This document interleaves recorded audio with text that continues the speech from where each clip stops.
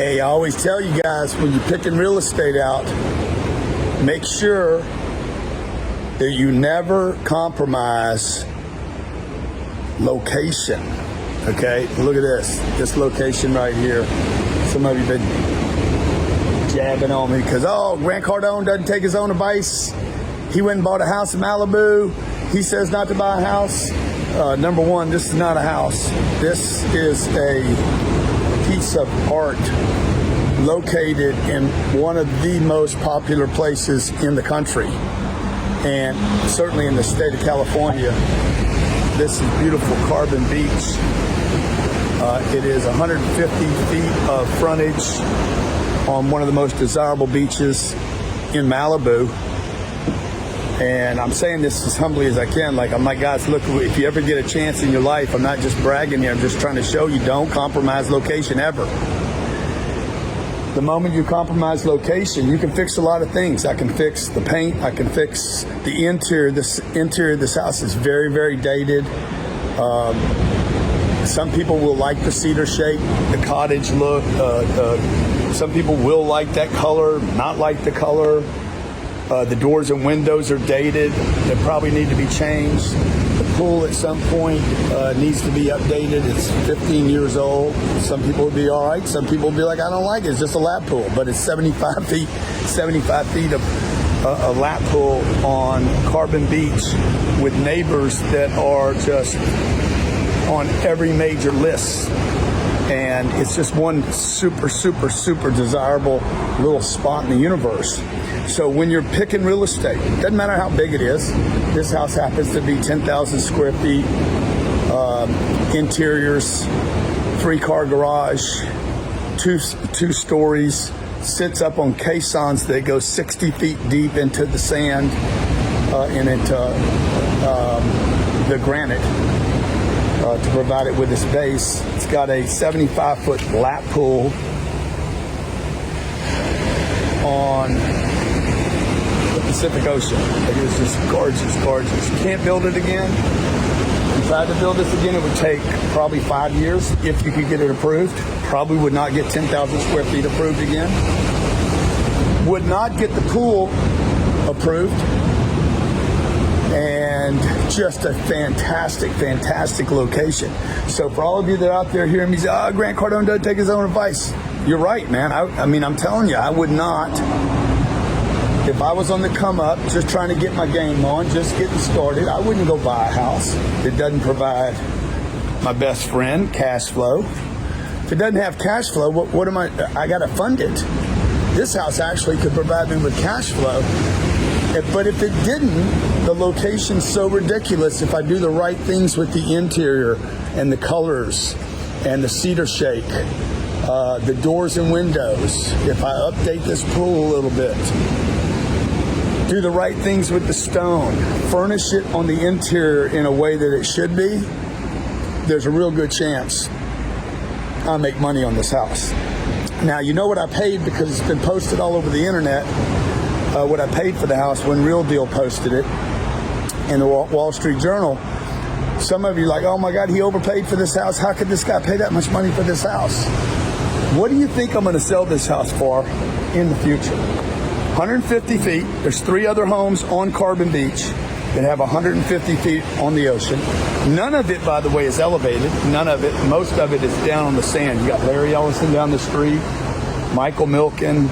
I mean, these are super, super, super wealthy families. Larry Ellison has one home. His son has building a brand new home that they say will sell for $150 million if he ever sells it. Michael Milken's home, they say, is worth $150 million. When you are picking your home, it could be an $80,000 home, an $800,000 home, an $8 million home. Stretch. If you're going to do it, stretch and get the best possible location you can. I made this mistake. My first 3 homes, I made the mistake believing I'm going to buy for less in a great neighborhood. I knew to buy in a great neighborhood, but I was scared to pay the extra money to be in that little pocket of that neighborhood where the location was literally irreplaceable. So if you're buying a house this year, you're buying an apartment, or you're buying an office building, or you're buying retail or storage, maybe storage less, okay? Make sure you get that kind of location that's irreplaceable. Also, look for barriers to entry. Like, how do you build on this sand again? You don't. You just can't do it. I mean, the Coastal Commission here in California would probably take at least, conservatively, 5 years. Your car loan would be paid off by then, and then I could start construction. And it's going to be expensive. And then when I do that, I'm not going to be able to build 10,000 square feet.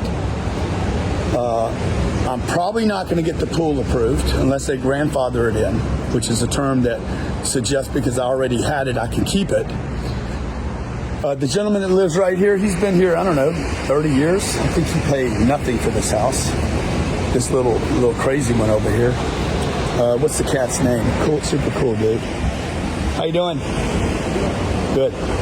And so make sure when you're buying a house, look for barriers to entry, where it's difficult for others to build. And then number 2, and do not compromise that location. If you can get something like that little guy right there, every day looking at, somebody is going to pay handsomely. Third thing, last thing I'll tell you is this. Look for neighborhoods where the people that are going to buy from you don't depend on the economy. They don't depend on inflation. They don't depend on the stock market. They depend on literally nothing because their wealth is so immense that they can buy in all cycles. Look, I got this in the background, this little booger right here. Y'all got to watch this beast go down, okay? Let's see if we get a green light tonight. If you know what the green light is, let me know. And if you think I'm going to make money on this house, let me know. How much money? What do you think this house sells for the next time? I paid $40 for it. Probably going to spend a couple to fix it up and get it the way it should be. The way it should have been, by the way.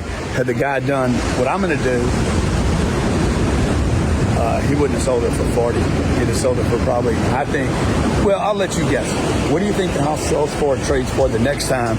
But you got to watch this sunset, man. Hang in there with me until this thing goes down. Oh, my God, that's beautiful, huh?